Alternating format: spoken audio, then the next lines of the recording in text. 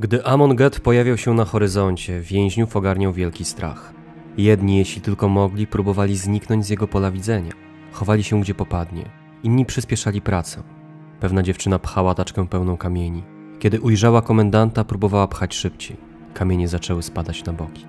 Get wyciągnął pistolet i zabił ją na miejscu. Takich relacji na temat jednego z najbardziej znanych zbrodniarzy w historii II wojny światowej jest niestety bardzo wiele. Amon Get, istne uosobienie zła, mordował więźniów za najdrobniejsze wykroczenia. W powojennym procesie wykazano, że własnoręcznie zamordował on nawet do kilkuset osób. Jak wyglądała historia człowieka, którego już samo spojrzenie wywołuje prawdziwy strach? Zapraszamy na kolejny film.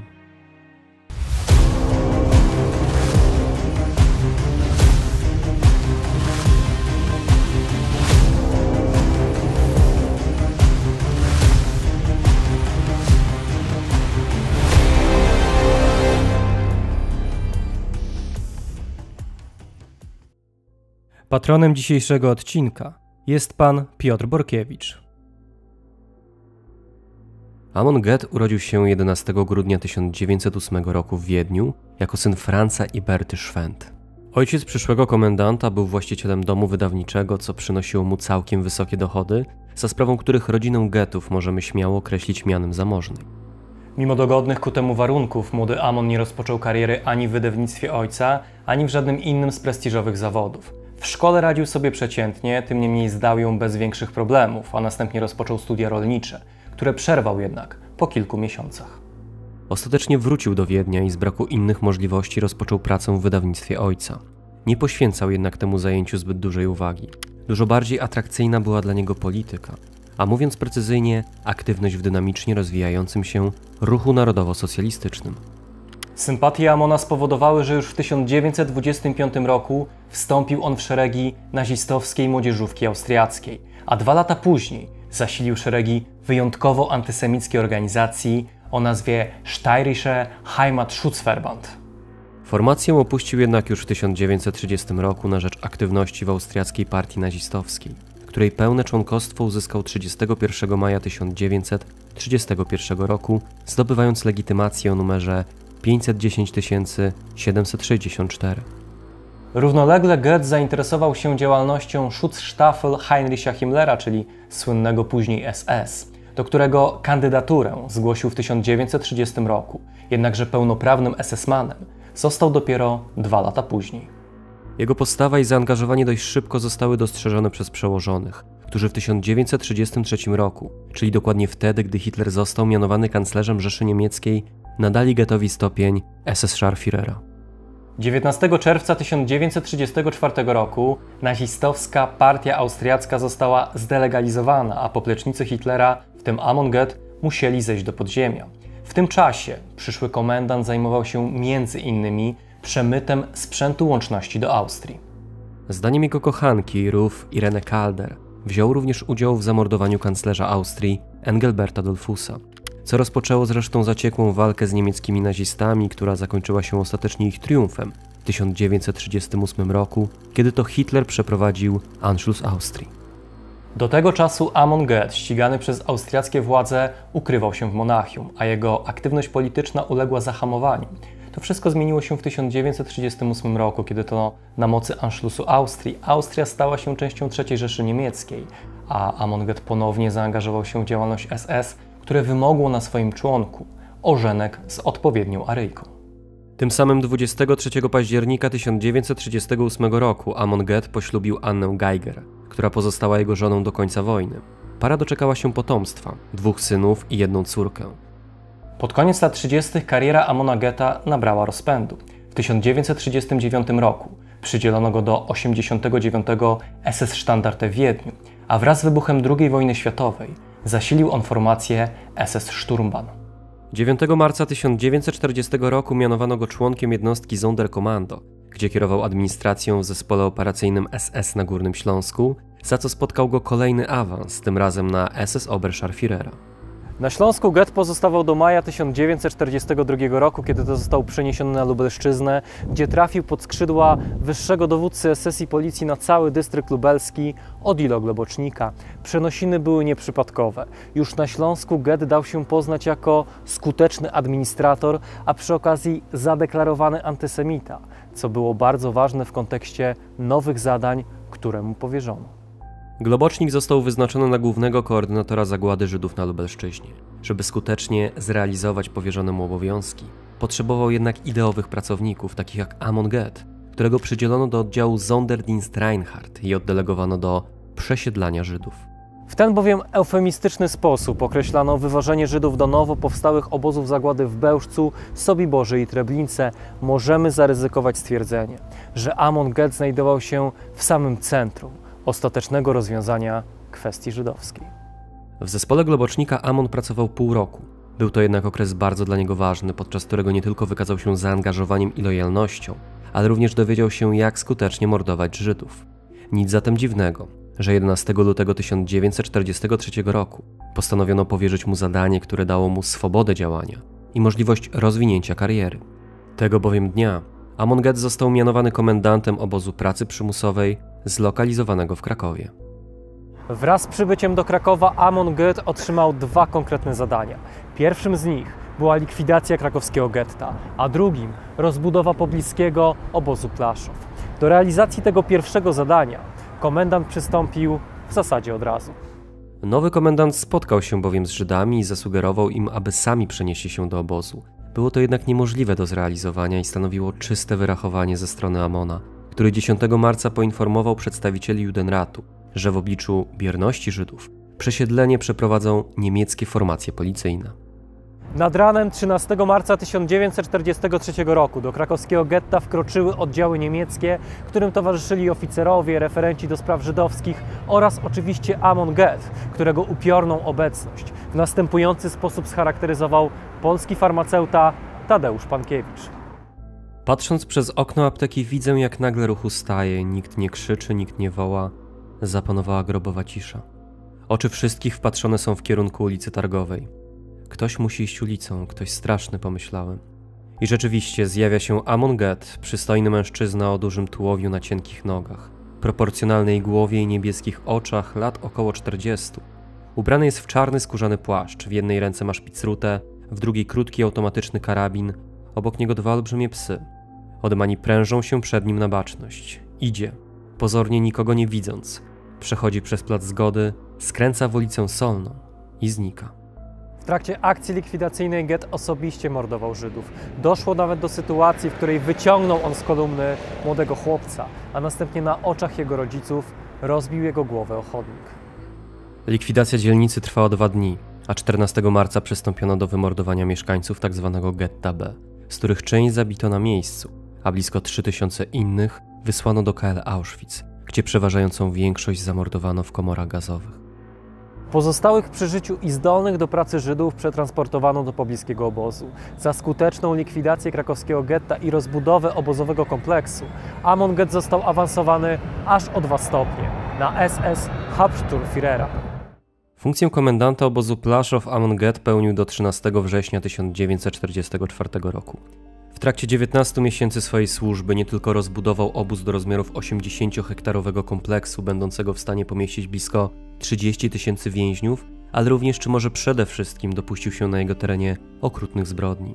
Obóz Plaszow powstał na terenie 2 żydowskich cmentarzy, które zostały z rozkazu Amona Getta zniszczone, a budulec pozyskany z roztrzaskanych nagrobków wykorzystano jako materiał do budowy obozowych dróg. Załoga obozu, na terenie którego właśnie się znajdujemy, a który posiadał rzecz jasna w przeszłości ogrodzenie z drutu kolczastego, bramy oraz wieże strażnicze, liczyła 636 strażników. Warto jednak zauważyć, że załoga nie była złożona tylko z Niemców, a wśród niej znajdowali się m.in. Ukraińcy, którzy słynęli z ogromnego okrucieństwa. Warto jednak zauważyć, że pod względem brutalności i okrucieństwa nikt nie mógł dorównać Amonowi Gettowi. Pierwszą egzekucję na terenie obozu Amon Get przeprowadził już 5 marca 1943 roku, czyli jeszcze przed likwidacją krakowskiego getta. Ofiarą komendanta padły 2 dziewczynki, Rega Teichmann-Salz i Erika Weitz, które posiadały co prawda pozwolenie na opuszczenie obozu, lecz nie wróciły do niego na noc, co rozzłościło komendanta. Wszyscy podejrzewali, że kara ze strony Amona Getta ograniczy się jedynie do chłosty. Komendant obozu Plaszow miał jednak zupełnie inne plany. Postanowił najpierw skatować więźniarki, a następnie posypać rany jodem, co oczywiście wzmagało ich cierpienie. Następnie polecił przygotować stryczek, do którego użyto zwykłego skórzanego paska i wykonać egzekucję na dziewczętach.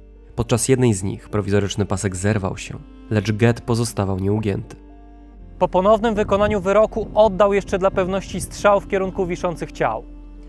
Zbrodnia została dokonana i sama w sobie oznaczała początek ogromnej spirali terroru, która ogarnęła swoim zasięgiem każdego, bez względu na wiek.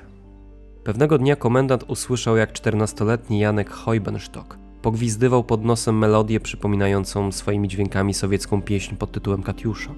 Faktem pozostaje, że było to z jego strony bardzo nieostrożne. Nic jednak nie usprawiedliwia kary, jaka spotkała za to chłopca. Początkowo Amon Gett nakazał zamknąć chłopaka w obozowym karcerze, jednakże nazajutrz, ubrany w galowy mundur, nakazał wyprowadzić go na plac apelowy, a jednemu ze strażników ukraińskich nakazał postawić chłopaka na stołku i zawiązać na jego szyi sznur. Gdy Amon wydał rozkaz, Ukrainiec kopnął stołek, a Janek zawisł na sznurze, który błyskawicznie pękł. Wszyscy obecni, łącznie z obozową załogą, podejrzewali, że w takiej sytuacji kara zostanie odpuszczona. Sam Janek miał nawet przyczołgać się do stóp komendanta, całować jego buty, lecz to tylko jeszcze bardziej rozzłościło Getta, który nakazał ponownie powiesić chłopca. Za drugim razem wyrok wykonano bez tego typu komplikacji. Całą scenę obserwował ojciec chłopca, któremu Amon Gett nakazał zająć miejsce w pierwszym rzędzie. To, co zobaczył, było jednak zbyt wstrząsające. Mężczyzna stracił przytomność, jego ciało uległo paraliżowi, a on sam kilka dni później zmarł. Tak wyglądało piekło na ziemi, zorganizowane przez 40-letniego Wiedeńczyka. Jakkolwiek Amona Getta kojarzymy głównie ze zbrodniami popełnionymi na terenie Krakowa, to warto zauważyć, że jego działalność dalece wykraczała poza granice stolicy generalnego gubernatorstwa. Amon jako specjalista od akcji likwidacyjnych i wysiedleń wziął również udział w anihilacji getta w Tarnowie, do którego przybył na początku września 1943 roku. W trakcie likwidacji tarnowskiej dzielnicy komendant miał dopuścić się zamordowania nawet 90 osób, w tym kobiet oraz dzieci. Skala mordu była tak ogromna, że oczyszczanie zlikwidowanego getta wyniosło 2 tygodnie ciągłej pracy. Po likwidacji wspomnianego przed chwilą getta, Amon otrzymał kolejne zadanie polegające na zamknięciu obozu pracy przymusowej w Szebniach, czyli obozu znajdującego się nieopodal miejscowości Jasło. Likwidacja obozu nastąpiła 21 września 1943 roku i trwała do 3 lutego. Żydów zamordowano na miejscu lub wysiedlono do KL Auschwitz, do którego 5 listopada dotarło 4237 Żydów. Pozostali, zdolni do pracy Żydzi, zostali oszczędzeni i byli dalej wykorzystywani jako niewolnicza siła robocza. Dość kuriozalnym aspektem towarzyszącym zachowaniu Austriaka była olbrzymia waga, jaką ten przywiązywał do swojego wyglądu, co samo w sobie stało zresztą w sporej sprzeczności z jego niezdrową dietą i uzależnieniem od alkoholu. W filmie Stevena Spielberga, który w powszechnej świadomości niewątpliwie ugruntował postać komendanta, możemy nawet zobaczyć scenę, w której Gett poddaje się zabiegowi manicure. Filmowa scena jest w zasadzie wiernym powtórzeniem rzeczywistości historycznej, poza faktem, że dłońmi komendanta zajmowała się nie jego służąca Helene Hirsch, tylko jedna z więźniarek, Rebeka Bałach. Pewnego dnia wyszło na jaw, że owa Żydówka była przed wojną kosmetyczką, co nie umknęło oczywiście uwadze władz obozowych, chcących wykorzystać dla siebie każdego więźnia. Odtąd Rebeka zajmowała się dłońmi SS-manów, ich żon oraz kochanek, ale przede wszystkim Amonem Gettem. Te zabiegi były zresztą idealną okazją do tego, aby Amon Gett mógł pastwić się nad więźniarką. Gdy ta wykonywała swoją pracę, Amon kładł pod jej łokieć rewolwer i groził, że ją zabije, jeśli zadrży jej ręka.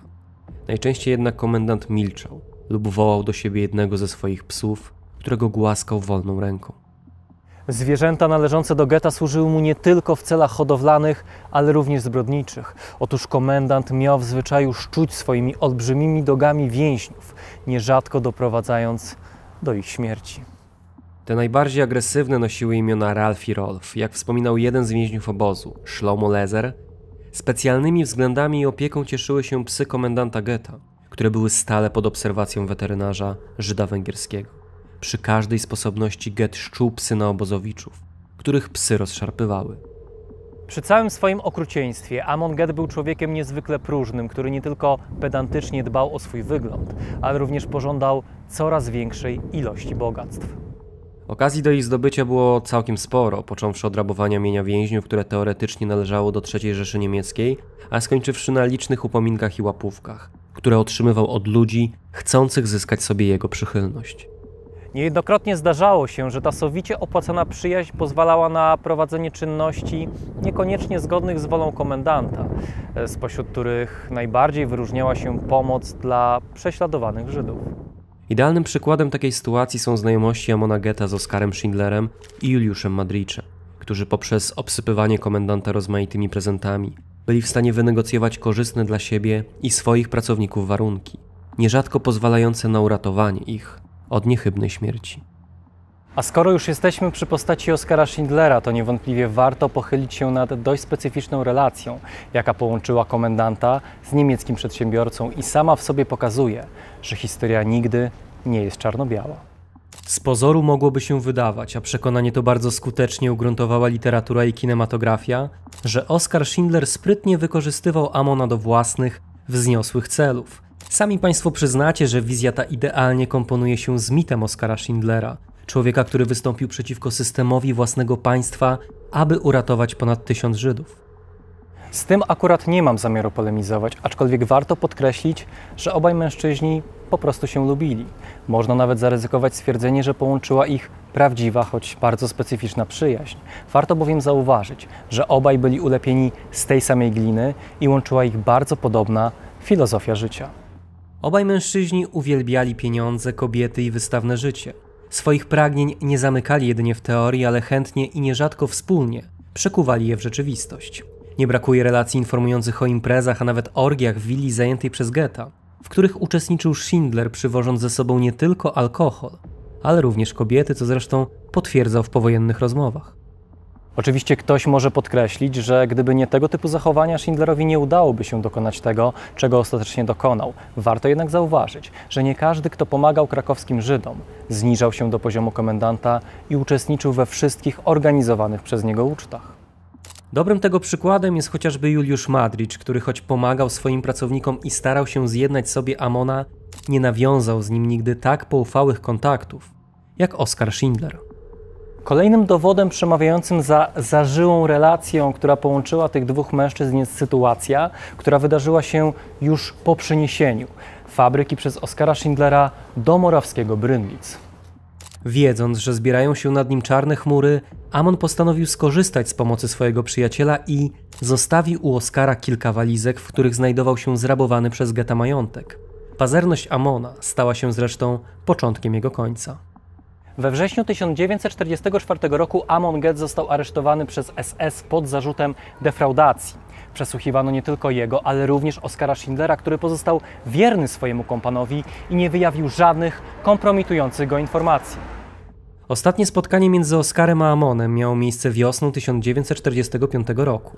Gett przybył wtedy do Brünnlitz, aby odebrać pozostawiony pod opieką przyjaciela majątek, który w tym czasie został odesłany na jego wiedeński adres. Dawny komendant był już wtedy bardzo chory. Więźniowie, choć przerażeni jego nagłą obecnością, zauważyli, że ten wyraźnie zmizerniał. Mimo to miał w sobie na tyle dużo pychy, aby wykrzyczeć jeszcze w stronę znanych sobie Żydów, że jeszcze ich wszystkich pozabija. Były to jednak groźby nie mające większego pokrycia. Po kilku dniach Amon Gett wrócił do Austrii, skąd pojechał do Bawarii, gdzie został ostatecznie schwytany przez aliantów.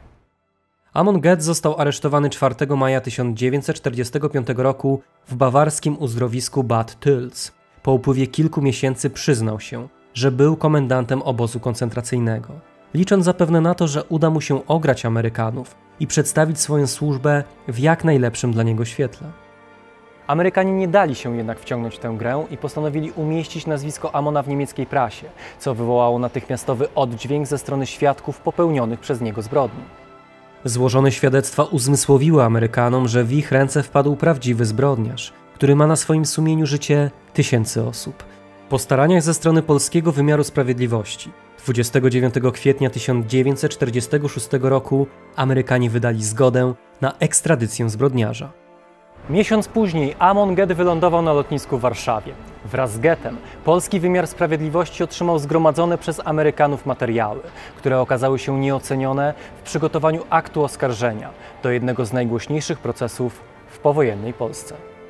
Po wylądowaniu w Warszawie Amon Get został przetransportowany do Krakowa, gdzie osadzono go w więzieniu przy ulicy Montelupich. Ówczesna prasa dość nieśmiało odnotowała fakt przylotu Geta do Polski, prawdopodobnie chcąc uniknąć niepotrzebnych wystąpień i nieuniknionego linczu. Sprawę chciano potraktować poważnie i na chłodno, a to wymagało solidnego przygotowania, które trwało blisko 3 miesiące. Pierwsze przesłuchanie przeprowadzono 12 sierpnia. Podczas rozmowy Amon Get zachował się bardzo spokojnie, był opanowany. Warto bowiem zauważyć, że zagwarantowano mu pojedynczą celę. Nie torturowano go, nie bito, dzięki czemu ten czuł się naprawdę pewnie. Nie przyznał się jednak do żadnej winy, a tym bardziej nie wykazał skruchy. Każde kolejne przesłuchanie miało podobny przebieg, zgromadzone dowody były jednak na tyle obszerne, że przygotowanie aktu oskarżenia nie stanowiło większego problemu dla prawników. Dokument oczywiście przekazano oskarżonemu, który przejrzał go dość pobieżnie, zatrzymując się dopiero przy liście świadków. Gdy Get zobaczył kilkadziesiąt nazwisk, wykrzyczał: „Co? Tylu Żydów?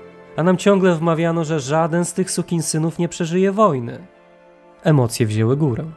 Za kilka dni Amona przewieziono do aresztu przy ulicy Senackiej, obok którego znajdowała się siedziba sądu, w którym poprowadzono sprawę dawnego komendanta. Proces rozpoczął się 27 sierpnia 1946 roku.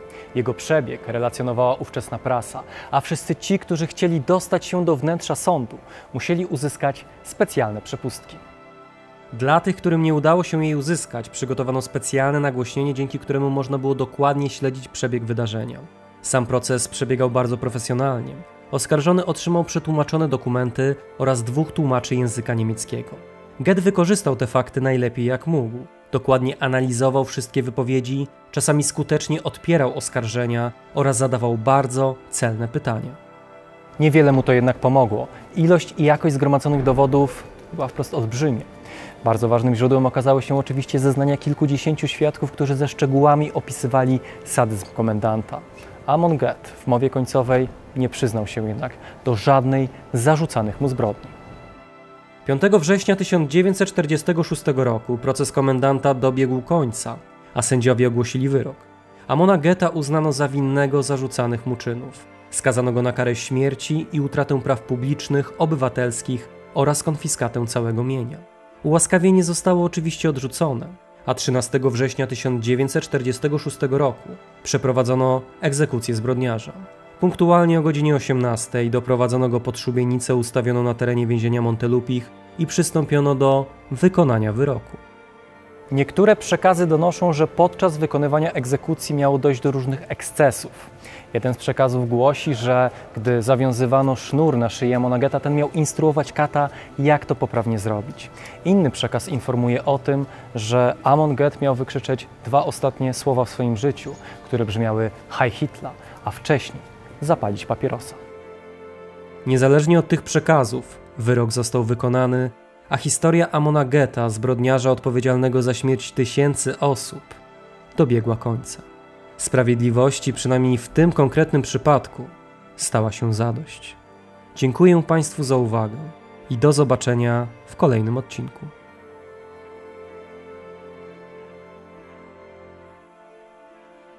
W dzisiejszym odcinku pragniemy serdecznie pozdrowić pana Huberta Sobolewskiego, Tomasza Sadurskiego, Krystiana Dziarka, Radosława Kuśmierza, Damiana Stasika, Małgorzatę Klamrę, Damiana Dziedzica, Kubę Szafrańskiego, Pawła Łabno, Ewę Ogrodnik, Marcina Hatysa, Kamila Kubowa, Huberta Kędziorka, Krzysztofa Piotrowskiego, Dariusza Stelmaczonka, Adriana Flora, Michaela Fendricha, Piotra Kośmidera, Huberta Walasa, Julie Clark, Pawła Smolińskiego, Urszulę Babiuch, Katarzynę Rusnak, Aleksandrę Jakubiak, Piotra Sadorskiego i Rudolfa Miczkę.